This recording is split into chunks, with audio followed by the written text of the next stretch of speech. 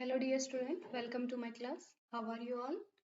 आज की क्लास में हम डिसीजन मेकिंग अप्रोच करेंगे या फिर डिसीजन मेकिंग थियरी कह लो, डिसीजन मेकिंग मॉडल कह लो, कुछ भी कह लो। उसके अंदर हम क्लासिकल मॉडल कवर करेंगे, हर्बर्ट साइमन का जो बाउंडेड रैशनैलिटी मॉडल है वो कवर करेंगे, चार्ल्स लिंडलोम ने अपना इंक्रीमेंटल मॉडल दिया है उनका कवर करेंगे। उसके बाद mix scanning model and optimal model जो कि अलग अलग राइटर्स ने दिया है वो सब कवर करेंगे। इसके अलावा भी डिसीजन मेकिंग में और भी मॉडल हैं, बट एज हमारे पॉइंट ऑफ मतलब जो एग्जाम का पॉइंट ऑफ व्यू है या कोई इम्पोर्टेंट ऐसा नहीं है, ठीक है, इसलिए वो कवर नहीं किए जाते हैं। और सबसे इम्पोर्टेंट हमारा हर्बर्ट साइमन वाला मॉडल है, ठीक है। उसके बाद लिंडलॉम, चार्ल्स लिंडलॉम है, इनका ठीक ठाक है। लिंडब्लॉम है, इनका ठीक ठाक है, मतलब इतना इम्पोर्टेंट नहीं है, उसके अंदर से पॉइंट नहीं पूछे जाते, बस नॉर्मली क्या था मॉडल वो हमें पता होना चाहिए। और उसके बाद जो है मिक्स्ड और ऑप्टिमल मॉडल, इनके सिर्फ राइटर्स जो जिनने थिंकर्स जिन्होंने दिए वो हमें पता होने चाहिए, ठीक है। हमारा नेट के लिए, नेट के सिलेबस में, पबएड में, मैनेजमेंट के में भी ये इंपॉर्टेंट है, यूपीएससी सीयूईटी बहुत सारे में, ठीक है। अभी हम क्लास को स्टार्ट करते हैं। सबसे पहले डिसीजन मेकिंग आखिर क्या चीज है, किस चीज का नाम हम डिसीजन मेकिंग कहेंगे, आखिर डिसीजन क्या चीज है, ठीक है, वो सब हमें देखना है। तो डिसीजन क्या है? डिसीजन एक चॉइस है और डिसीजन मेकिंग क्या है? एक प्रोसेस है, ठीक है। ये दो चीज है। डिसीजन मेकिंग के अंदर जो हमारे पास अलग अलग जो ऑप्शंस हैं, अल्टरनेटिव हैं, ठीक है। जैसे कोई भी डिसीजन लेना है तो उसके ऊपर हमारे पास तीन अल्टरनेटिव है, 1 2 एंड 3। हमें ये देखना है कि कौन सा सही अल्टरनेटिव है, टाइम के अकॉर्डिंग है, बिल्कुल बिहेवियरल है एकदम, जो कि रियलिस्टिक सेंस में अप्लाई किया जा सकता है, ठीक है। ऐसा कौन सा है, वो अल्टरनेटिव चूज करना डिसीजन मेकिंग एक प्रोसेस है, ठीक है। वो डिसीजन मेकिंग को एक इम्पोर्टेंट प्रोसेस बनाता है, ठीक है। वो उसके लिए दिमाग की जरूरत होती है कि हाँ, इसलिए डिसीजन मेकिंग, अदरवाइज तो कोई भी कर दे फिर डिसीजन मेकिंग, ठीक है। तो डिसीजन मेकिंग एक मॉडर्न, ये कहा जाता है कि वो हार्ट है मॉडर्न एडमिनिस्ट्रेशन का, ठीक है। काफी अल्टरनेटिव जो होते हैं उनके बीच से एक अल्टरनेटिव को निकालना वही डिसीजन मेकिंग का प्रोसेस है, ठीक है। उसमें काफी स्टेप है, बाद में पढ़ते हैं सारे।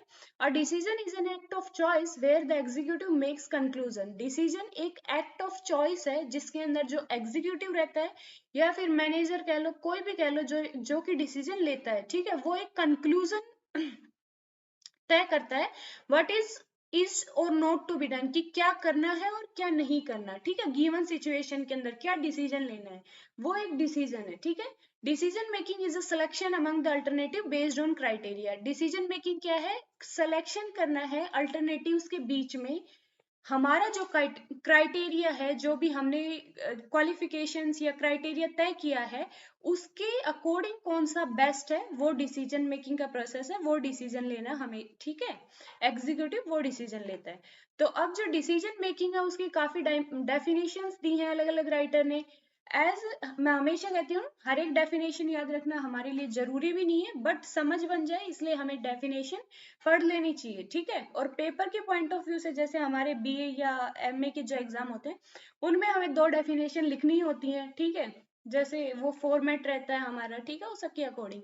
तो सबसे पहले हेयंस एंड मैसी जो है, इनकी डेफिनेशन है, decision making is a process of selection from a set of alternative.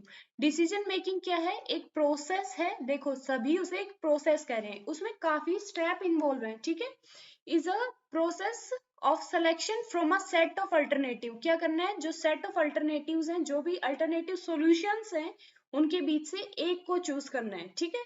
Courses of action which is thoughtful to fulfil the objective. वो अल्टरनेटिव चूज करना है जो कि ऑब्जेक्टिव को फुलफिल करे, जो भी हमारे पास प्रॉब्लम है उसके ऑब्जेक्टिव को फुलफिल करे, and more satisfactory than the other. जो भी अलग अलग अलग जो अल्टरनेटिव है, कौन सा सबसे ज्यादा जो सेटिस्फाई करेगा, जो कि हमारे ऑब्जेक्टिव को फुलफिल करेगा, वो डिसीजन लेना डिसीजन मेकिंग प्रोसेस है, ठीक है। उसके बाद जो फिलिप कोटलर है वो कहते हैं अ डिसीजन, जो फिलिप कोटलर है यहाँ पे उनकी डेफिनेशन सिर्फ डिसीजन क्या होता है उसकी है, ठीक है। ये डिसीजन मेकिंग की डेफिनेशन नहीं है, ये याद रखना। A decision may be defined as a conscious choice among the alternative courses of action. ये एक conscious choice है कि consciously कौन सा हम choose करें जो भी alternatives हैं उनके बीच में, ठीक है, और कौन सा हमें course of action फिर लेना है, जो हम choose करेंगे वही course of action होगा हमारा, ठीक है। उसके बाद है जो पीटर एफ डरकर कहते हैं कि whatever a manager does he does through the decision making, कि मैनेजर कुछ भी करता है वो किसके थ्रू करता है, डिसीजन मेकिंग के। तो डिसीजन मेकिंग एक हार्ट की तरह है।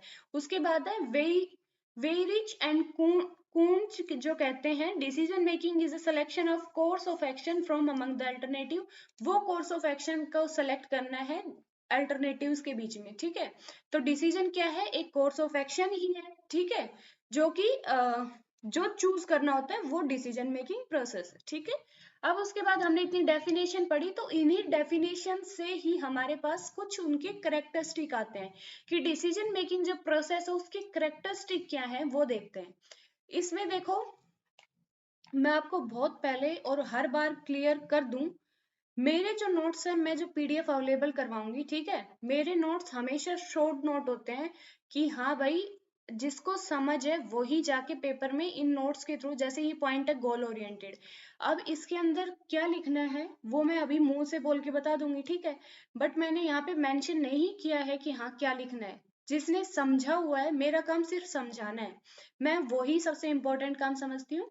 तो मेरा काम समझाना है, यहाँ पे बिल्कुल मतलब मेरे नोट्स देख के और यही पॉइंट पेपर में मत चेप के आ जाना, फिर ये मत कह देना हमने यहाँ से पढ़ा यहाँ से पढ़ा। हमारे पेपर के पॉइंट ऑफ व्यू से हमें एक्सप्लेन करना पड़ता है, ठीक है, बीए एमए जो पेपर होते हैं हमारे, जो एकेडमिक के फील्ड के जो पेपर है उनमें एक्सप्लेन करना पड़ता है, ठीक है, वहां सिर्फ पॉइंट लिखने से काम नहीं चलता है। तो ओनली मैंने यहाँ पे पॉइंट इसलिए डाले कि मैं आपको साथ में समझा पाऊँ, आप समझ पाए, मैं लिख ही दूंगी तो आप पढ़ ही लोगे, उसमें क्या फिर वो है, ठीक है। तो सबसे पहले जो है वो है डिसीजन मेकिंग की कैरेक्टरिस्टिक, कि डिसीजन मेकिंग एक गोल ओरिएंटेड है।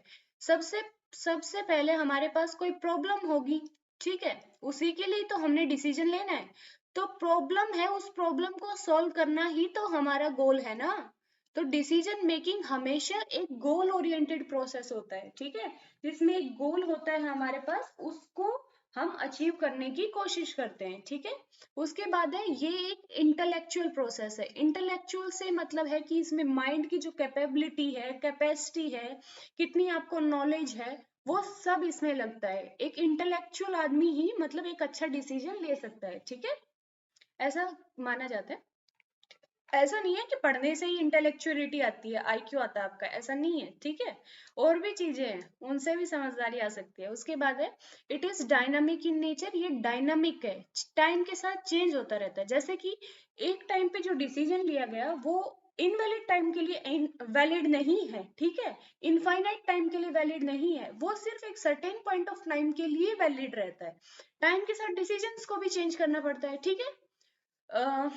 ये एक सिचुएशनल है कि सिचुएशन के हिसाब से डिसीजन, सिचुएशनल है डिसीजन मेकिंग, कैसा प्रोसेस है, सिचुएशनल, अदर वर्ड्स में हम ये कह सकते हैं, ठीक है, सिचुएशन के अकॉर्डिंग डिसीजन लेने पड़ते हैं। उसके बाद decision making always require taking environmental consideration, जो भी एनवायरमेंटल है, जैसे कि एनवायरमेंट है, जैसे सोशल पॉलिटिकल जो भी कंडीशंस है एनवायरमेंट की, तो उसके अकॉर्डिंग डिसीजन लेना पड़ता है, ठीक है। इकोनॉमिक, हर एक टाइप की कंडीशन, साइकोलॉजिकल, हर टाइप की कंडीशंस को कंसिडरेशन में लेके डिसीजन मेकिंग करनी पड़ती है, ठीक है।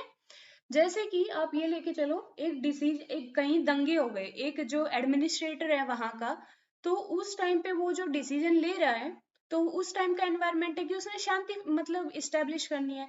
यही एक प्रॉब्लम अगर उस टाइम में हो कि इलेक्शन पास आने वाले हैं, तो हो सकता है कि वो पार्टी के दबाव में नहीं होगा, तो उसका डिसीजन भी डिफरेंट होगा, ऑब्वियस बात है। तो सिचुएशन के अकॉर्डिंग, उस माहौल के अकॉर्डिंग, जो सोशल पॉलिटिकल इकोनॉमिक जो भी माहौल है, उस हर चीज को देख के डिसीजन लेना पड़ता है, ठीक है। उसके बाद है it is a conscious and ongoing process, ये एक it is a continuous and ongoing process, की डिसीजन मेकिंग हमेशा चलता ही रहता है, ये कॉन्टिन्यूअस है। ऐसा नहीं है कि आज हमने डिसीजन ले लिया इसके बाद हमने 1 साल बाद लेना है, ऐसा नहीं है, ये कॉन्टिन्यूअस प्रोसेस है। हर बार हमारे पास अल्टरनेटिव होते हैं, हर एक मोड पे हमें उनमें चूज करना होता है, ठीक है। और ये ऑनगोइंग प्रोसेस है। उसके बाद है it is essentially problem solving in nature. ये जो डिसीजन मेकिंग प्रोसेस है प्रॉब्लम सॉल्विंग है। जो हमारे पास प्रॉब्लम होगी, गोल ओरिएंटेड वाली बात है कि प्रॉब्लम होगी तभी उसी का ही तो सॉल्यूशन ले रहे हैं। एक पर्टिकुलर प्रॉब्लम है, उसके लिए वो प्रॉब्लम सॉल्विंग का काम करता है, ठीक है। मतलब हर बार एक प्रॉब्लम होगी, उसका एक सॉल्यूशन, जो सॉल्यूशंस होंगे अल्टरनेटिव होंगे, उसमें से हमें एक बेस्ट चूज करना है, ठीक है, जो कि हमारे टाइम, सिचुएशन, कॉस्ट, उन सबको सूट करे। उसके बाद है टाइप्स ऑफ डिसीजन। टाइप क्या है डिसीजन मेकिंग के, अलग अलग। तो ये याद रखना, अलग अलग बुक से आप पढ़ोगे, ठीक है, आपको मिलेंगे, किसी में कोई टाइप मिलेगा, किसी में कोई। मैंने यहाँ पे लगभग मेंशन कर दिए हैं, बट फिर भी कोई अलग मिले आप बिल्कुल कंसीडर कीजिए। बट उनका नाम अलग होगा बट मीनिंग सेम ही होगा, ठीक है, वो आप अभी समझ जाओगे। जैसे कि अब एक राइटर ने मतलब क्लासिफाई किया है ऑर्गेनाइजेशनल और पर्सनल डिसीजंस, ठीक है। तो ऑर्गेनाइजेशनल मतलब कि वो ऑर्गेनाइजेशन लेवल पे ले रहा है, ठीक है, जो कि उसके पर्सनल मैटर से कोई वो ताल्लुक नहीं रखते।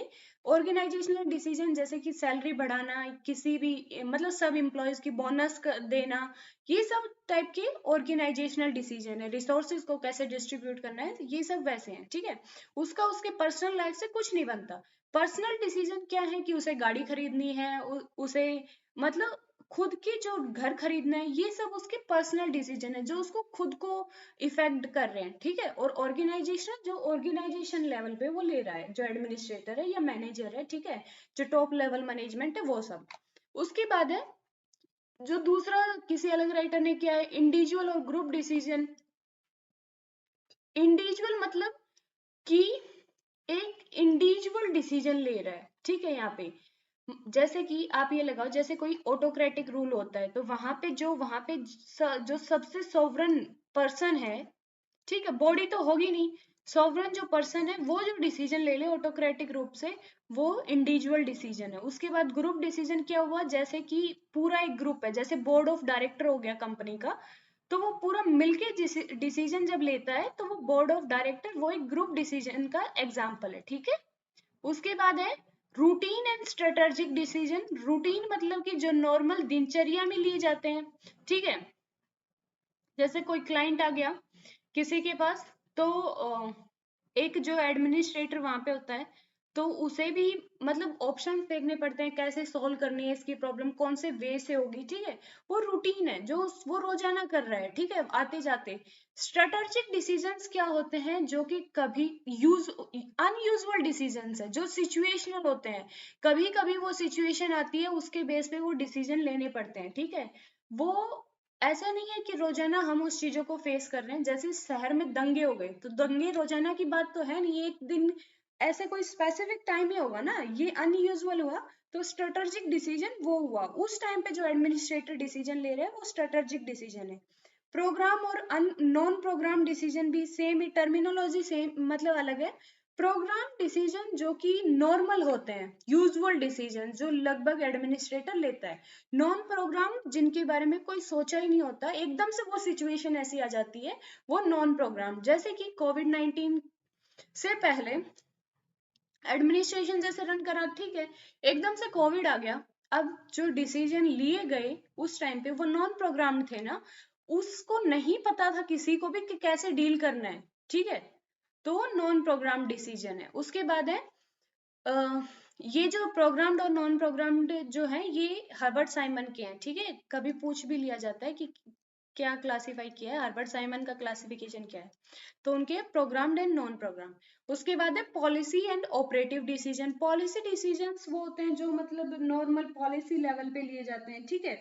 जैसे कोई भी इंपॉर्टेंट पॉलिसी हो, उसके रिगार्डिंग कोई भी डिसीजन है, ठीक है, वो पॉलिसी लेवल है। और ऑपरेटिंग डिसीजन जो कि लोअर लेवल मैनेजमेंट लेती है, वो ऑपरेटिंग डिसीजन है, ठीक है। तो काफी सिमिलर सिमिलर है, जैसे रूटीन, प्रोग्राम्ड, ये मतलब सेम ही है, ठीक है। इस टाइप से थोड़ी थोड़ी डिफरेंट टर्मिनोलॉजी बना देते हैं राइटर्स, इट्स ओके, आप और भी देखोगे इसी टाइप से मिल जाएंगे वो, ठीक है। उसके बाद है steps of decision making. Steps क्या होते हैं, हम डिसीजन मेकिंग में कौन कौन से स्टेप्स फॉलो करते हैं वो हम पढ़ते हैं। सबसे पहला जो स्टेप है कि हमें प्रॉब्लम का पता हो। यहाँ पे डिफाइनिंग द प्रॉब्लम का मतलब है कि प्रॉब्लम के बारे में सब कुछ हमें पता हो कि कैसे, उसके रूट काज क्या है, वो कैसे अराइज हुई, क्या क्या उसके बेस्ट अल्टरनेटिव हो सकते हैं, कैसे सॉल्व हो सकते हैं, इससे पहले हुई थी कि नहीं, सब टाइप की, मतलब उस प्रॉब्लम की हर चीज हमें पता हो तो ही हम अच्छा डिसीजन ले सकते हैं। तो सबसे पहला स्टेप है कि सबसे पहले प्रॉब्लम तो पता हो। जैसे कि किसी डॉक्टर के पास हम जाते हैं तो डॉक्टर को हम सभी जो सिम्टम्स जो हमारे पास मतलब हमें शो हो रहे हैं, हमें फील हो रहे हैं, वो हम बताएंगे ना, हर चीज बताएंगे तभी डॉक्टर एक अच्छा वो प्रिस्क्रिप्शन दे पाएगा ना दवाइयों का। तो इसी तरह से है कि प्रॉब्लम भी हमें सारी मतलब प्रॉब्लम की हर चीज पता हो कि कैसे अराइज हुई, किन किन को इफेक्ट करती है, वो सब कुछ। उसके बाद है analyse and gathering relevant information. उसके बाद हमें एनालाइज करनी है कि वो प्रॉब्लम किस टाइप की है, अगर उसको मतलब किन किन को इफेक्ट कर रही है। उसके बाद है उसके बारे में गैदरिंग इम्पोर्टेंट जो इंफॉर्मेशन है वो सब हम निकालें, ठीक है। प्रॉब्लम को फाइंड आउट करने के बाद ये सब करना है। उसके बाद है डेवलपिंग अल्टरनेटिव्स, कि उसको सॉल्व करने के लिए हम डेवलप करें अल्टरनेटिव्स की क्या क्या सॉल्यूशन हो सकते हैं, ठीक है। हाँ ये भी एक अल्टरनेटिव है, ये भी है, इस टाइप से, ठीक है। वो सब अल्टरनेटिव हमें पता हो, वो कौन सा अल्टरनेटिव का क्या कॉन्सिक्वेंस होगा वो भी हमें पता हो, ठीक है। उसके बाद है सेलेक्टिंग द बेस्ट सॉल्यूशन, कि जो भी सॉल्यूशन उस टाइम के सर्कमस्टांसेस उस टाइम को सूट कर रहा है वो सॉल्यूशंस फिर अडॉप्ट किए जाएं, ठीक है। उस सर्कमस्टांसेस में वो सॉल्यूशन चूज किया जाए, वो डिसीजन लिया जाए। उसके बाद है डिसाइडिंग ऑन एक्शन, कि जब डिसाइड सब कुछ हो जाए फिर उस पर एक्शन लिया जाए। उसके बाद है प्रिंसिपल्स क्या है डिसीजन मेकिंग को जो कि गवर्न करते हैं, कि डिसीजन मेकिंग जब हम करते हैं तो कौन से चीजों को हमें ध्यान में रखना चाहिए, ठीक है। सबसे पहले जो फैक्ट्स हैं प्रॉब्लम से रिलेटेड या हमारा गोल क्या है वो सब हमें प्रॉपरली पता हो, ठीक है, उन पे हमने स्टडी की हो, तभी हम अच्छा डिसीजन ले सकते हैं। उसके बाद हमारी टाइमिंग प्रॉपर हो, ऐसा नहीं है कि प्रॉब्लम निकल गई उसके बाद हम डिसीजन ले रहे हैं या फिर प्रॉब्लम से पहले ले रहे हैं। एक प्रॉपर टाइमिंग हो हमारी, ठीक है, उस पे हम एक्शन ले पाए, हम वो डिसीजन लेके एक्शन के लिए ऑर्डर कर पाए, ठीक है। उसके बाद है हमारे डिसीजन में फ्लेक्सिबिलिटी भी हो। फ्लेक्सिबिलिटी से मतलब है यहाँ पे हम और सबको लेके चले, साथ में मिला के चले। ऐसा नहीं है कि हम सिंगली अपनी तरफ से ही इंडिविजुअल रूप से ही डिसीजन ले रहे हैं, ठीक है। हम सबकी राय लें, ठीक है। हमारा डिसीजन इतना फ्लेक्सिबल हो कि हाँ थोड़ा मोल्ड भी किया जा सके, ऐसा नहीं है कि पत्थर की लकीर टाइप में। उसके बाद है कम्युनिकेशन हो, जो भी मैनेजमेंट है या एडमिनिस्ट्रेटिव स्टाफ है उसके बीच में कम्युनिकेशन प्रॉपर होना चाहिए। विदाउट कम्युनिकेशन डिसीजन को हम कन्वे नहीं कर पाएंगे अच्छी तरह से, ठीक है। तो इसलिए कम्युनिकेशन इंपॉर्टेंट है। उसके बाद है उस डिसीजन को फिर फॉलो अप करना चाहिए। उसके बाद है अब जो डिसीजन मेकिंग के क्या क्या डिफरेंट मॉडल्स दिए गए कि किस तरह से डिसीजन मेकिंग की जाए, उससे रिलेटेड क्या क्या मॉडल दिए गए, ठीक है। बोरिंग तो नहीं हो रही है क्लास, पता नहीं चलो कोई बात नहीं, ऑनलाइन में हम और कुछ कर भी नहीं तो नहीं सकते ना। क्लासिकल मॉडल क्या है डिसीजन मेकिंग का, ठीक है। सबसे पहले क्लासिकल मॉडल है, फिर क्लासिकल मॉडल के जो प्रिंसिपल्स थे हर्बर्ट साइमन ने उन्हें माइथ का, प्रोवर्ब्स का, ये बात हम पहले भी सुन चुके हैं, पढ़ चुके हैं, ठीक है। तो क्लासिकल मॉडल क्या था, क्लासिकल मॉडल एकदम आइडियल टाइप की बात करता था कि हाँ भाई सब कुछ हमें पता हो, प्रॉब्लम हमें पता हो, हम ऐसा डिसीजन ले जो मैक्सिमम आउटपुट दे, ठीक है। इस टाइप की आइडियल बातें होती थी। जो बीच में रेस्ट्रिक्शंस आती हैं, जो ह्यूमन साइकोलॉजिकल जो फैक्टर्स हैं वो सब कंसिडरेशन में नहीं लिए जाते थे, सिर्फ जो आइडियल जैसे लाइक अ मशीन, ठीक है, उस टाइप से। तो क्लासिकल स्कूल ऑफ जो थॉट है उसके जो राइटर्स कौन है, जैसे हेनरी फ्योल है, गुलिक है, लूथर गुलिक है, नॉर्विक, ठीक है। तो ये सब क्लासिकल थियरिस्ट है, इन्होंने कुछ मॉडल दिए। उसके बाद है उन्होंने एक रिजिड अप्रोच को हमेशा कंसिडर किया, ठीक है, रिजिड अप्रोच को। मतलब एक मैनेजमेंट ने डिसीजन ले लिया उसी पे ही चलना है, ठीक है, एज अदर कोई ऑप्शंस मतलब बाद में कोई मोल्ड नहीं हो रहा या किसी को उसमें पार्टिसिपेट नहीं किया जा रहा, ठीक है, वो रिजिड अप्रोच पे चल रहे थे। उसके बाद है Herbert Simon call these as proverb and myths, ठीक है, ये हम पढ़ चुके हैं। इट रिकॉग्नाइजेस इकोनॉमिक मैन, ये हमेशा इकोनॉमिक मैन की बात करती है। इसका मतलब ये है कि जैसे कोई डिसीजन मेकर था या फिर कोई एडमिनिस्ट्रेटर डिसीजन ले रहे हैं, तो वो डिसीजन ले जिससे कि सबसे ज्यादा बेनिफिट मिले, ठीक है। कॉन्सिक्वेंसेस को नहीं देखा जाता था, सिर्फ कि उसकी प्रोडक्शन या बेनिफिट्स कितने हो रहे हैं, एज अ मनी के रूप में, वो बेनिफिट्स सिर्फ मनी के रूप में देखे जाते थे। तो इकोनॉमिक मैन का कॉन्सेप्ट बहुत ज्यादा था, ठीक है। तो उसके बाद फिर हर्बर्ट साइमन आए, उन्होंने एडमिनिस्ट्रेटिव मैन का कॉन्सेप्ट दिया था, ठीक है। जो क्लासिकल मॉडल है, थोड़ा आगे हम डिफरेंशिएट करेंगे ना जब हर्बर्ट साइमन और क्लासिकल में, तब आपको और भी ज्यादा समझ आ जाएगा, ठीक है। अभी के लिए आगे बढ़ते हैं। अब हर्बर्ट साइमन का मॉडल हम पढ़ते हैं, और हर्बर्ट साइमन का कौन सा मॉडल है? बाउंडेड रैशनैलिटी मॉडल, जो कि डिसीजन मेकिंग में हर्बर्ट साइमन ने दिया है, ठीक है। अब हम इसके बारे में पढ़ते हैं। साइमन, जैसे आप नाम से, पहले नाम से समझ लो, बाउंडेड रैशनैलिटी, तो देखो रैशनैलिटी आप समझते हो कि किसी की भी कोई तर्क विवेक करने की जो क्षमता, विवेक जो होता है किसी का, या तर्क जो है, तार्किकता कितनी है, रैशनैलिटी तार्किकता, ठीक है। मतलब एक इंसान में जो तार्किक शक्ति है वो बाउंडेड है। हर्बर्ट साइमन का ये कहना है। वो बाउंडेड क्यों है? जैसे कि लिमिटेशंस बहुत ज्यादा हैं, जैसे एनवायरनमेंट की भी लिमिटेशन हो सकती है, पर्सनल हो सकती है, कोई इंसान कितना समझ पाए, टाइम की, कॉस्ट की, या फिर इंफॉर्मेशन पूरी ना मिल पाए, कैपेसिटी ना हो उसकी इतनी उसको प्रोसेस करने की, ऑर्गेनाइजेशनल कैसे फैक्टर हो, किसी का दबाव हो, पॉलिटिकल प्रेशर हो, बहुत सारी ऐसी चीजें हो सकती हैं कि हाँ इंसान बाउंडेड रैशनैलिटी हो, उसकी उसकी फुल रैशनैलिटी नहीं हो सकती, हमेशा बाउंडेड रैशनैलिटी होगी। और उन्होंने एडमिनिस्ट्रेटिव मैन का मतलब कॉन्सेप्ट दिया है कि मतलब जो एडमिनिस्ट्रेटिव मैन होगा उसकी रैशनैलिटी कैसी होगी? बाउंडेड रैशनैलिटी होगी। वो कभी भी एक अपनी फुल पोटेंशियल में काम नहीं कर सकते, क्योंकि इतने ज्यादा फैक्टर हैं जो उसको बाउंड करने के लिए है वहां पे, ठीक है। वो हमेशा सेटिस्फाइंग डिसीजन ले सकता है, वो कभी भी मैक्सिमम डिसीजन नहीं ले सकता। मैक्सिमम की बात कौन करता था? Classical approach. तो यहाँ पे जो साइमन जो है उन्होंने कहा सेटिस्फाइंग डिसीजन, ठीक है। अब हम पढ़ते हैं, Simon believe that the total rationality is impossible. Simon कहते हैं कि टोटल रैशनैलिटी होना किसी के अंदर, एडमिनिस्ट्रेटिव बिहेवियर के अंदर, ये इम्पॉसिबल है, क्योंकि रेस्ट्रेंट्स बहुत ज्यादा हैं, therefore maximising decision is not possible. जो मैक्सिमाइजिंग डिसीजन है वो पॉसिबल नहीं है। और मैक्सिमाइजिंग डिसीजन की बात कौन करता है? ये करते हैं क्लासिकल थियरीज, ठीक है।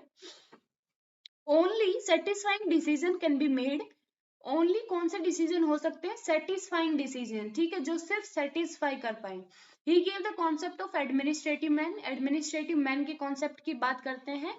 पहले जो इकोनॉमिक मैन था उससे आगे बढ़ के एडमिनिस्ट्रेटिव मैन की बात करते हैं, और एडमिनिस्ट्रेटिव मैन जो है वो डिसीजन मेकिंग में बाउंडेड रैशनैलिटी के तहत अपने डिसीजन लेता है। और कैसे डिसीजन लेता है? सेटिस्फाइंग डिसीजन लेता है, ठीक है। He argued that the human behavior in the organizational setting is bounded rationality, is characterized by bounded rationality। जो human behavior है एक setting के अंदर, जो organizational setting है उसमें bounded rationality पे काम करता है, ठीक है। और क्यों है वो bounded? क्योंकि जो organization का nature है वो dynamic है, time के साथ change हो रहा है, imperfect इंफॉर्मेशन की, इंफॉर्मेशन भी परफेक्ट नहीं हो सकती, लिमिटेड कैपेसिटी हो सकती है उस इंसान की उस इंफॉर्मेशन को प्रोसेस करने की, उसके बाद टाइम और कौन जो कॉस्ट है उसकी भी रेस्ट्रेन हो सकती है, एनवायरमेंटल फोर्सेस की भी, पर्सनल फैक्टर भी हो सकते हैं जैसे साइकोलॉजिकल वगैरह वगैरह, ठीक है। उसके बाद ऑर्गेनाइजेशनल फैक्टर भी हो सकते हैं। तो बहुत चीजें जो उसको लिमिट कर रही हैं, ठीक है।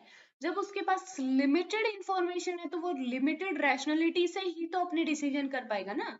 एक लिमिटेड डिसीजन सेटिस्फाइंग डिसीजन ही ले पाएगा, एक मैक्सिमाइजिंग कुछ भी नहीं कर पाएगा, ठीक है। उसके बाद है साइमन ने 3 एक्टिविटीज डिसीजन मेकिंग में, टोटल 3 फेजेस या 3 टाइप की एक्टिविटी बताई है। पहली जो है वो इंटेलिजेंस एक्टिविटी, कि एक इंटेलिजेंस लेवल पे क्या काम कर पा रहा है वो इंसान, ठीक है, जैसे इंफॉर्मेशन कलेक्ट करना, वो सब इंटेलिजेंस एक्टिविटी है।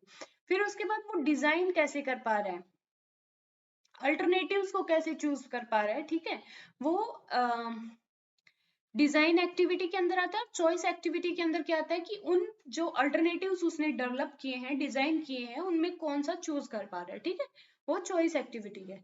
उसके बाद है साइमन जो है वो कॉन्सेप्ट देते हैं फैक्ट वैल्यू डाइकोटॉमी का, ठीक है।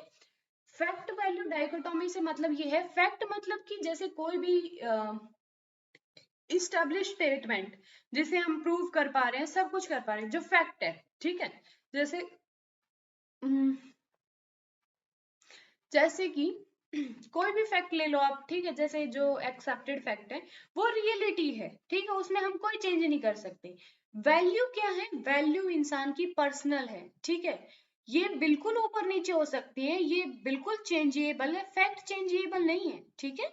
तो फैक्ट वैल्यू डाइकोटोमी हमेशा होती है एक डिसीजन मेकर जो है, एडमिनिस्ट्रेटर जो है, उसके अंदर, कि वो कौन से प्रोपोर्शन को कितना अपना शेयर दे रहा है, ठीक है। Fact value are two premises through which conclusion are drawn, जो भी कंक्लूजन है, जो डिसीजन वो ले रहा है, वो सब निकलते हैं इस प्रीमाइसेस से। और fact is a statement of reality, fact क्या है? स्टेटमेंट है रियलिटी की। While value is an expression of preference, value ये है कि हमारी प्रेफरेंस क्या है, हम किस चीज को प्रीफरेंस दे रहे हैं, ठीक है। और ये पर्सन टू पर्सन क्या करेगी? वेरी करेगी, बिल्कुल चेंज होगी, ठीक है। उसके बाद है he uses the term satisfying satisficing decision, उन्होंने कौन सी टर्म यूज की है? सेटिस्फाइसिंग डिसीजन, ठीक है। और सेटिस्फाइसिंग जो वर्ड है वो किससे बना है? ये है सेटिस्फाइंग एंड सुफिसिंग, ठीक है। सुफिसिंग मतलब कि इनफ, और सेटिस्फाइंग मतलब कि हाँ एक संतुष्टि हो, ठीक है, इतना। तो उन्होंने क्या वर्ड मिलके बनाया कि सेटिस्फाइसिंग डिसीजन ले पाएगा, जो बाउंडेड रैशनैलिटी मॉडल से जो एडमिनिस्ट्रेटिव मैन है वो कैसे डिसीजन लेगा? सेटिस्फाइसिंग डिसीजंस लेगा, ठीक है। उसके बाद नेक्स्ट है, साइमन ने कहा है कि जो रैशनैलिटी है, जिसको मतलब जो बाउंडेड रह जाती है, उसको हम इंक्रीज भी कर सकते हैं। कैसे कर सकते हैं? हम हाई डिग्री ऑफ स्पेशलाइजेशन को प्रमोट करें, उसके बाद है अप्लाइंग साइंटिफिक टूल का यूज करें, जैसे कि कंप्यूटर्स जो हैं उनको डिसीजन मेकिंग, एआई, इंटेलिजेंस, उन सब की बात करते हैं। उसके बाद है promoting operation based on market mechanism, जो ऑपरेशन है वो मार्केट मैकेनिज्म पे कैरिड आउट किए जाएं। उसके बाद है promoting knowledge of political institution, then creating a wider base of knowledge, ठीक है। उसके बाद प्रॉपर एंड क्लियर कम्युनिकेशन, ये सब आप कर लोगे, ट्रेनिंग, ठीक है। ये सब की कैसे रैशनैलिटी को बढ़ाया जाए, ये साइमन ने बताया। एज सच इतना इंपॉर्टेंट नहीं है हमारे एग्जाम पॉइंट ऑफ व्यू से, बट जो एकेडमिक जो अभी डिग्री कर रहे हैं उनमें तो है, ठीक है। उसके बाद है, अब हम थोड़ा डिफ्रेंशिएट कर लेते हैं ये समझने के लिए, ये इंपॉर्टेंट है। जो क्लासिकल मॉडल है वो किसकी बात करता है? परफेक्ट रैशनैलिटी की, बिल्कुल परफेक्ट रैशनैलिटी होगी, ठीक है, बट परफेक्ट तो पॉसिबल ही नहीं है ड्यू टू कॉन्स्टेंट्स। तो साइमन जो है वो बाउंडेड रैशनैलिटी की बात करते हैं। जो क्लासिकल मॉडल है वो नॉर्मेटिव है, ये डिस्क्रिप्टिव है। उसके बाद है, यहाँ पे जो सर्च है वो एग्जॉस्टिव है, मतलब इतनी ज्यादा सर्च की जाती है कि बेस्ट पॉसिबल अल्टरनेटिव लाया जाए, ठीक है, जो भी बेस्ट है, क्योंकि यहाँ पे इकोनॉमिक मैन है और उसको फायदा होगा अगर बेस्ट लाएगा। तो यहाँ पे लिमिटेड सर्च है, क्योंकि कॉन्स्टेंट बहुत ज्यादा है, वो लिमिटेड ही सर्च कर पाता है, ठीक है।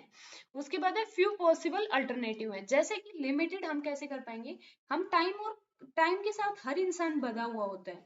जैसे पहले साइंस टेक्नोलॉजी इतनी डेवलप नहीं थी, तो क्या पहले वो सब चीजें जानते थे जो आज हम जानते हैं, ठीक है। तो वो कांस्टेंट हुई ना, तो उस टाइम का डिसीजन आज हम नहीं लगा सकते। इसी तरह से हमेशा लिमिटेड रहती है, टाइम की कांस्टेंट रहती है, ठीक है, तो लिमिटेड सर्च ही कर पाएंगे हम, ज्यादा हम कर भी नहीं सकते। उसके बाद है perfect knowledge of problems and outcome, हर चीज की परफेक्ट नॉलेज हो, यहाँ पर परफेक्ट नॉलेज की बात की जाती है। यहाँ पे हर चीज को परफेक्ट बनाने की बात की जाती है, जो कि सिर्फ एक आइडियल टाइप है।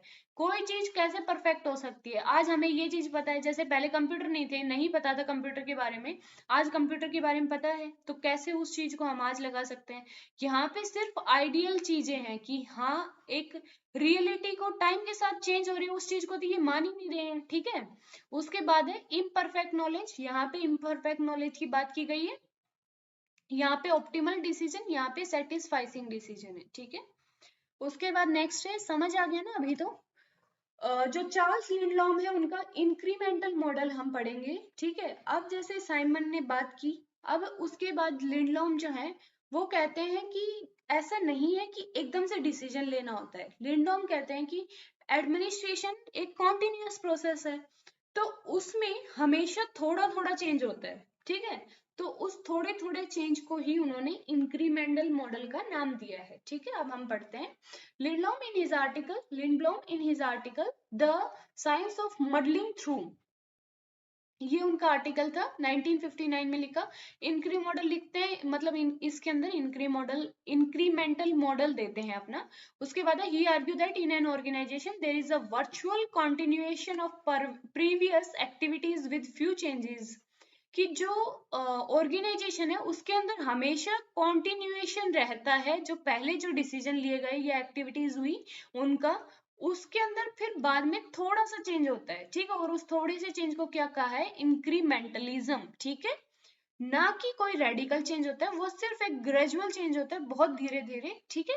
Occur not a radical or complete change occur as a, ये कहते हैं कि रेडिकल और कंप्लीट चेंज नहीं होता, जैसे कि कोई, जैसे थियरिस्ट पहले कहते थे ना, ऐसा नहीं है, रेडिकल चेंज नहीं है, बल्कि धीरे धीरे ग्रेजुअल चेंज की बात करते हैं। उसके बाद है he highlighted two concept to describe the actual decision making process in, कि कैसे डिसीजन मेकिंग होता है एडमिनिस्ट्रेशन में। तो पहला तो उन्होंने बताया था वो है मार्जिनल इंक्रीमेंटलिज्म, कि थोड़ा थोड़ा मार्जिनल लेवल पे इंक्रीमेंटलिज्म होता है। दूसरा है पार्टीशन म्यूचुअल एडजस्टमेंट, कि थोड़ा थोड़ा एडजस्टमेंट भी होता रहता है। उसके बाद है इटिजियोनी, इनका नाम आप देख लेना, एडजियोनी, पता नहीं क्या प्रोनाउंसिएशन है, मुझे नहीं पता है और मैंने चेक भी नहीं की।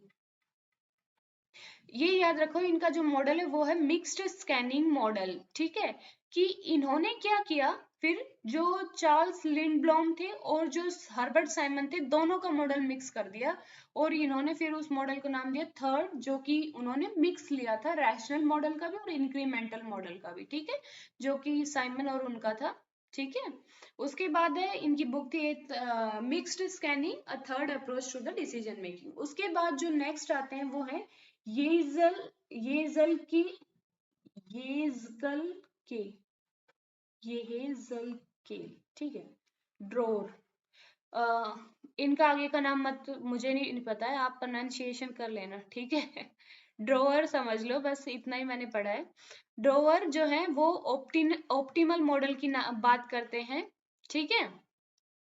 अब जो उनका ऑप्टिमल मॉडल है वो अपनी एक बुक लिखते हैं पब्लिक पॉलिसी मेकिंग री एग्जामिन, ठीक है। उसके अंदर वो ऑप्टिमल मॉडल देते हैं और वो कहते हैं कि वो किसका फ्यूजन है, वो रैशनल मॉडल और एक्स्ट्रा रैशनल मॉडल को एक्स्ट्रा रैशनल मॉडल के साथ फ्यूज करके उन्होंने बनाया है, ठीक है। उसके बाद उसके 5 कैरेक्टरिस्टिक, ये इतने इंपॉर्टेंट नहीं है, ये सिर्फ आप नाम याद रख लेना कि हाँ ये मॉडल है कोई और इन्होंने दिए हैं। 5 कैरेक्टरिस्टिक इन्होंने क्या बताए हैं, it is qualitative not quantitative, कि ये क्वालिटेटिव है, क्वांटिटेटिव नहीं है। उसके बाद है बोथ रैशनल और एक्स्ट्रा रैशनल है, it's basic rational to the economic rational, it deals with the meta policy decision, जो मेटा पॉलिसी ली जाती है। उसके बाद फीडबैक मैकेनिज्म भी है, ठीक है इसमें। तो ये सारे उन्होंने दिए हैं, इतना इंपॉर्टेंट नहीं है। उसके बाद है एडमिनिस्ट्रेटिव प्रॉब्लम्स क्या होती हैं अब डिसीजन मेकिंग में, लास्ट है डिसीजन मेकिंग में। तो एडमिनिस्ट्रेटिव प्रॉब्लम जैसे कि इनकम्प्लीट इंफॉर्मेशन होना, जो हर्बर्ट साइमन मतलब हाईलाइट करते हैं, ठीक है। इंफॉर्मेशन हमारे पास पूरी नहीं होती, उसकी वजह से कंप्लीट डिसीजन हम नहीं ले पाते, ऑप्टिमल डिसीजन नहीं हो सकता, वो एक लिमिटेड डिसीजन होगा। उसके बाद है नो सपोर्टिव एनवायरनमेंट, कई बार ऐसा होता है कि एनवायरनमेंट सपोर्टिव नहीं होता जो एडमिनिस्ट्रेशन है उसके अंदर, ठीक है। तो इसलिए फिर वो अच्छा डिसीजन नहीं लिया जा सकता। उसके बाद है non acceptance by the subordinate, कभी कभी सबऑर्डिनेट एक्सेप्ट नहीं करते उस डिसीजन को।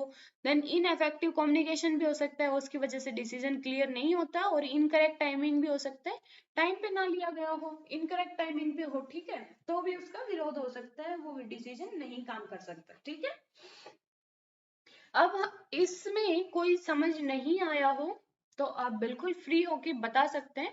मुझे पता है लास्ट वाले आपको मतलब ठीक से समझ नहीं आए होंगे, जो ऑप्टिमल मॉडल था और जो एक मिक्स्ड स्कैनिंग, ठीक है। बट उनका नाम याद रखना ठीक है, इतना इंपॉर्टेंट नहीं है, क्यों माइंड में बर्डन बढ़ाते हैं, ठीक है, जब हमारे लिए इतना जरूरी है।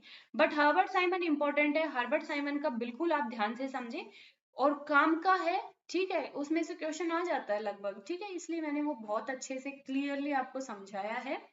उसके बाद मेरे पास एक रिक्वेस्ट क्या थी, Gujral doctrine, Indira doctrine and कौन सी एक डॉक्ट्रिन थी, नाम भूल गई, चलो मैं, ठीक है।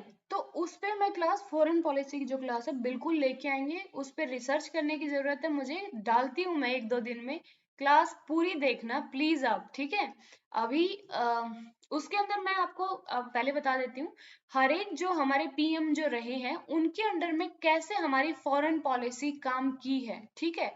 या फिर उन्होंने कोई इंपॉर्टेंट इनिशिएटिव लिया है तो वो बिल्कुल मेंशन करेंगे, ठीक है। किसके टाइम में क्या रहा, तो मैं हर पीएम की वहां पे क्लासिफाई कर दूंगी, ठीक है, ताकि आप समझ पाए। काफी की डॉक्ट्रिन फेमस है, काफी की नहीं है, जैसे गुजराल डॉक्ट्रिन है, इंदिरा डॉक्ट्रिन है जो नरेंद्र मोदी की जो है, ठीक है। तो कोई बात नहीं, पर हम हर पीएम की कवर करेंगे ताकि हमें एक जो उसके बाद जो हमारा टॉपिक होगा वो है चाइना, यूएसएसआर, यूएसए, इनके साथ रिलेशंस कैसे हैं। तो रिलेशंस पढ़ने से पहले एक बार हम वो समझ लें तो गुड, अच्छा होगा, वो हमारे लिए माइंड में एक मैप बना रहेगा, ठीक है। वो ऐसा नहीं है कि हमारे पेपर के लिए इम्पोर्टेंट नहीं है, उसमें इम्पोर्टेंट भी है बट समझ के लिए ज्यादा इम्पोर्टेंट है, ठीक है वो। अभी के लिए हम क्लास को एंड करते हैं, कोई और प्रॉब्लम होगी, हाँ एक रिक्वेस्ट और है मैं आपको, एक है थॉट्स के ऊपर, कि जो पॉलिटिकल थॉट है उसके ऊपर, तो आप कमेंट में मेंशन कीजिए मैं पहले थिंकर्स करवाऊं या थॉट, और थिंकर्स करवाने हैं तो भी कौन से थिंकर, इंडियन या फिर वेस्टर्न, ठीक है। और मेरा मानना ये है कि थिंकर्स ही थॉट देते हैं, ठीक है, सीधी सी बात है, स्कॉलर्स से ही थॉट मतलब इवॉल्व होते हैं, तो थिंकर्स पढ़ना पहले ज्यादा जरूरी है, थॉट्स हम उसके बाद कर सकते हैं। बट आप अपना व्यू दीजिए, बिल्कुल आप मेंशन कीजिए कमेंट में, ठीक है। अभी के लिए हम क्लास को एंड करते हैं, आप क्लास को देख रहे होंगे, समझ रहे होंगे, इसी उम्मीद के साथ अगर क्लास अच्छी लगती है तो लाइक भी किया करो और चैनल सब्सक्राइब करके जाया करो, ठीक है। Thank you.